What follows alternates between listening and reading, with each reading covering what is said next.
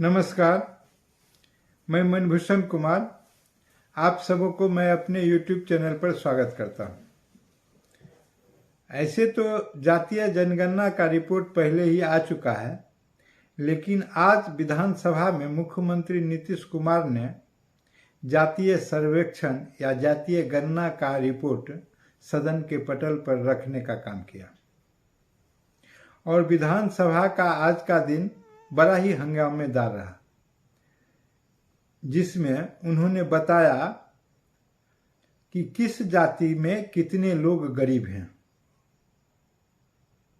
ऐसे तो उनकी बड़ी बड़ी लंबी लंबी बातें थी कि यह सर्वेक्षण हो रहा है जिसमें सब कुछ पता चलेगा, लेकिन आज जो मुख्य रूप से सदन के पटल पर रखा गया उसमें मात्र आर्थिक स्थिति जिसमें गरीबी पर चर्चा थी। आप देखेंगे कि सामान्य जाति के लोगों की आय 25% लोगों का जो आय था वह 6,000 रुपये से नीचे है।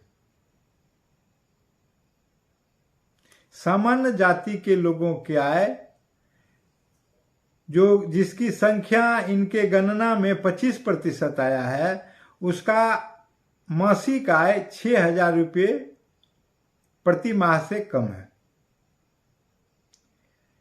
दूसरा है 21% है सामान्य जाति के लोग जिसका आय 6,000 से लेके 10,000 के नीचे है।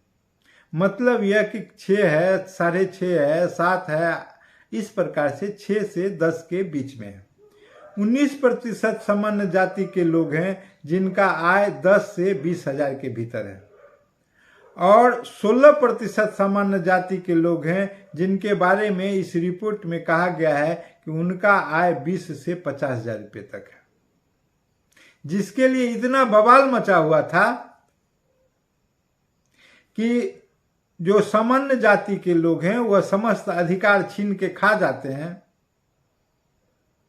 सारा दौलत हड़प कर जाते हैं, सारे मलाईदार पद पर बैठे हुए हैं। उनकी यह दुर्दशा भरी कहानी है। वो अभी तब है जब बड़े भाई तो बड़े भाई, छोटे भाई सुभान अल्लाह, बड़े मियां और छोटे मियां ने मिलकर 35 बरस सरकार चलाया है। जो जुगल जोड़ी है बड़े भाई और छोटे भाई की, छोटे भाई बड़े भाई पत्नी के साथ 15 बरस और छोटे भाई जेडीयू के मुख्यमंत्री के रूप में पहले तो भाजपा के समर्थन से और फिर राजद के समर्थन से बाकी कार्यकाल पर अपना हक जमाने का काम किया है। और जब यह 35 वर्ष की सत्ता इन दोनों के बीच में रही है, 34 वर्ष का, वैसी स्थिति में बिहार में गरीबों का यह स्थिति है। यह साधारण घटना नहीं है। आगे हम चलें, यह तो अभी सामान्य जाति के लोगों के लिए कह रहे हैं, क्योंकि ये अपने पिछड़ा का मसीहा कहते हैं, दलित का मसीहा कहते हैं, दलित के जिगर का अपने को टुकड़ा कहते हैं, अकलियत का अपने को संबंधी कहते हैं। हर प्रकार से आखिर जब आप 35 वर्ष से दोनों भाई मिलकर सत्ता चला ही रहे हैं तो फिर यह गरीबी क्यों आ रहा है? इसके लिए कौन जिम्मेदार होगा? इसके लिए कोई तो जिम्मेदारी ले, अपने पद का परित्याग करे। यही आपकी नैतिकता है मुख्यमंत्री जी। आगे हम चलें तो फिर आपकी नैतिकता की बात मैं करूंगा। जो आर्थिक स्थिति गरीबों की आई है, तो हम सबसे पहले नीचे से अनुसूचित जनजाति की बात करें तो अनुसूचित जनजाति में 42.7% लोग जो है वो गरीब हैं। 42.7% लोग जो हैं वो गरीब हैं। बाकी यह हम नहीं कर रहे हैं, यह तो विधानसभा के पटल पर जो मुख्यमंत्री ने अपना प्रतिवेदन रखा है, अपना गणना रखा है, अपना सर्वेक्षण रखा है, वह बोलता है। अनुसूचित जाति 42.93% गरीब है, तो बाकी लोग अमीर हैं। इसका मतलब यह हुआ कि 57% लोग अमीर हैं। यह मजाक नहीं तो और क्या है नीतीश जी। और फिर हम अति पिछड़ा का बात करें, 33.58%, इसको 34% हम मान लें, तो 34% अति पिछड़ा बिहार राज्य में गरीब है। और फिर पिछड़ा की बात करें तो 33.16% पिछड़ा गरीब है।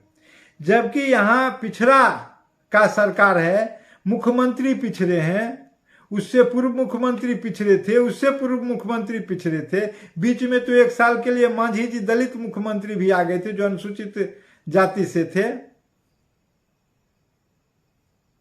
और जब यह स्थिति है आपके शासन करने के बाद, इसके पहले आपके पुरखे रहे हैं जो कर्पूरी ठाकुर जी थे, रामसुंदर दास जी थे, दरोगा प्रसाद राय थे, सतीश कुमार थे, बीपी मंडल थे, भोला पासवान शास्त्री थे, ये सभी बिहार के मुख्यमंत्री रहे हैं। अगर मोहम्मदन की बात करें तो वो भी 2.5 बरस रहे, चाचा गफूर थे। तो इतने दिन आप लोग 45 वर्ष से ज्यादा आप लोग मुख्यमंत्री पद पर आसीन रहने का काम किया। अगर आप लोग को देख रेख में भी फिर भी बिहार गरीब है, बिहार पिछड़ा है, इसकी जिम्मेदारी कौन लेगी? बिहार में रोजगार नहीं है, बिहार के बेरोजगार जो है सो जाते हैं बाहर कमाने के लिए अपना परिवार छोड़कर। आखिरकार यह रोजगार सृजन नहीं हुआ। इतने लोग जब मुख्यमंत्री रहे, पिछड़ा के मसीहा लोग थे, तो फिर बेरोजगार दूर क्यों नहीं हुआ?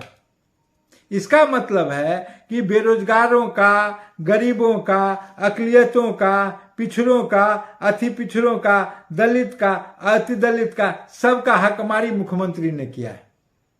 और यह जिम्मेदारी मुख्यमंत्री की है।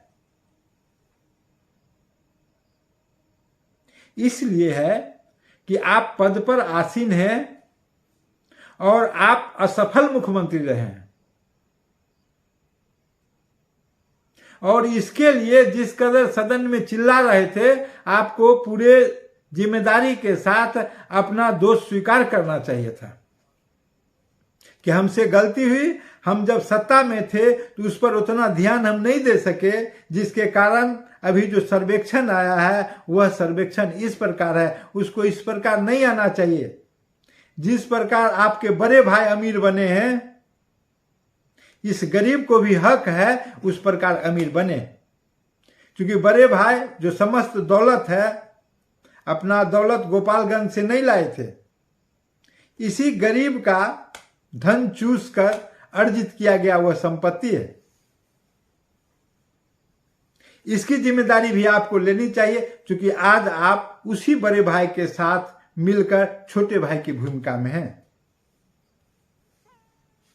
आपको जवाबदेही देनी पड़ेगी, आपकी जवाबदेही लेनी पड़ेगी कि आखिरकार एक मुख्यमंत्री जो कि इसी गरीब के श्रेणी में था, आज वह अमीर कैसे हो गया? क्योंकि उनकी वेतन उतना नहीं है जितना उनकी अमीरी है।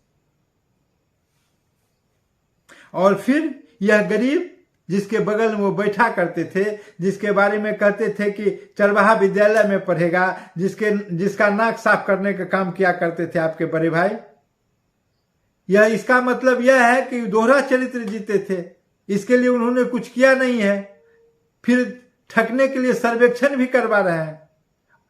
इसमें कोई आपत्ति नहीं है कि आप सर्वेक्षण कराइए और भी जो मन है कराइए, लेकिन इसका स्तर उठाइए।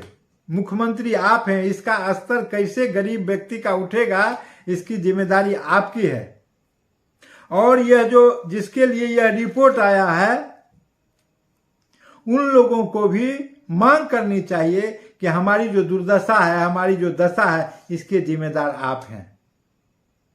आप जो आईना अभी दिखा रहे हैं कि यह गरीबी है, उस दर्पण में अपना भी चेहरा देख लिए होते कि आखिर हमारे कारण वह गरीब क्यों है। इसलिए कि आपको जो काम करना चाहिए था, आपको जिस दायित्व का निर्वहन करना था, आप जिस गरीब ने आपको वोट देकर उतना ऊंचा आसन दिया था, उसके लिए आपने काम नहीं किया। सिर्फ रोना रोया कि गरीब है, गरीब है, गरीब है। कितने दिन तक गरीबी के रोना रोइएगा आप? गरीब को जगना चाहिए, गरीब को अपना अधिकार मांगना चाहिए। अंबेडकर बाबा कहते थे कि मजबूती से अपना अधिकार का मांग करो, अपने स्वाभिमान को जगाओ, और हर गरीब को उस गद्दी पर बैठने का मौका मिलना चाहिए जिस गद्दी पर आप बड़े भाई और छोटे भाई बैठे हुए हैं। ऐसा नहीं होना चाहिए कि मांझी जी को 9 माह में हटा दिया जाना चाहिए क्योंकि वह दलित समाज से आते हैं।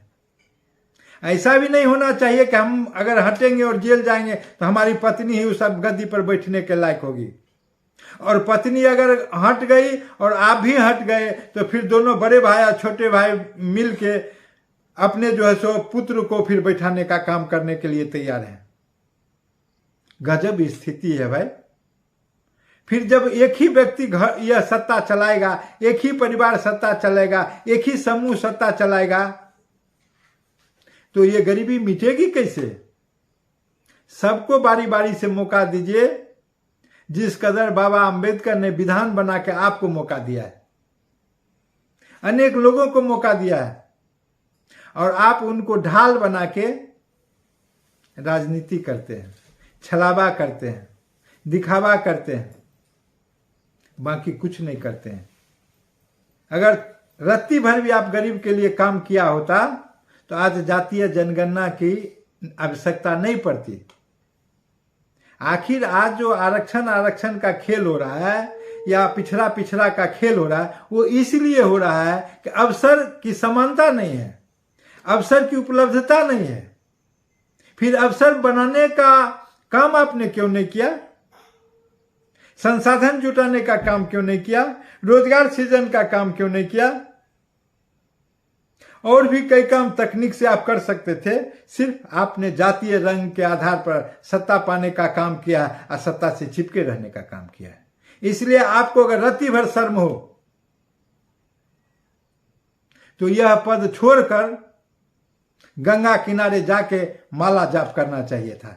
कुछ पाप जो किए हैं पद पर रहते वह कट जाएगा आपका। जय हिंद। अगर यह वीडियो पसंद आया हो तो सब्सक्राइब करें और बेल आइकन दबाने का काम करें, लाइक करें, शेयर करें।